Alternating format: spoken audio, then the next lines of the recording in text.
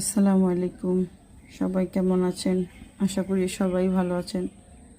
আজকে রান্না করব ইলিশ মাছের পাতুরি।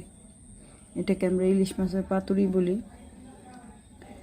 শুকনো মরিচ রসুন ভালোভাবে ভেজে পেঁয়াজটা দিয়ে দেব।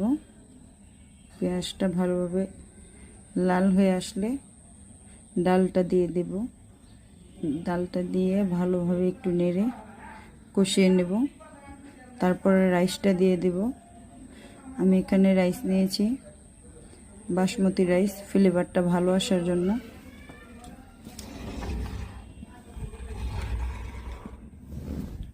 একটু হলুদ গুঁড়ো, একটু মরিচ গুঁড়ো দিয়ে দেব, কালারটা সুন্দর আসবে।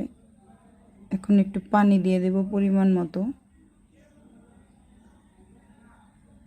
পানিটা দিয়ে ভালোভাবে একটু নেড়ে চেড়ে কাঁচা মরিচটা দিয়ে দেব আর কি। এখন একটু ভালোভাবে বলক আসার জন্য অপেক্ষা করতেছি। একটু ঢেকে দেব।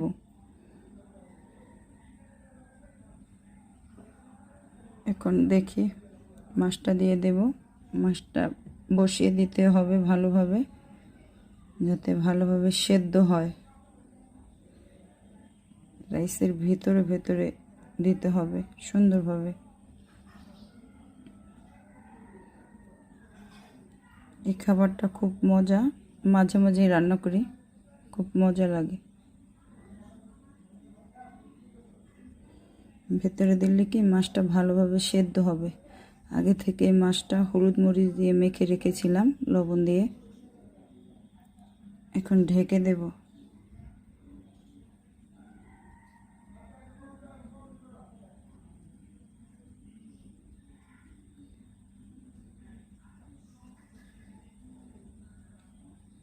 মাশাআল্লাহ, খুব সুন্দরভাবে হয়ে আসছে।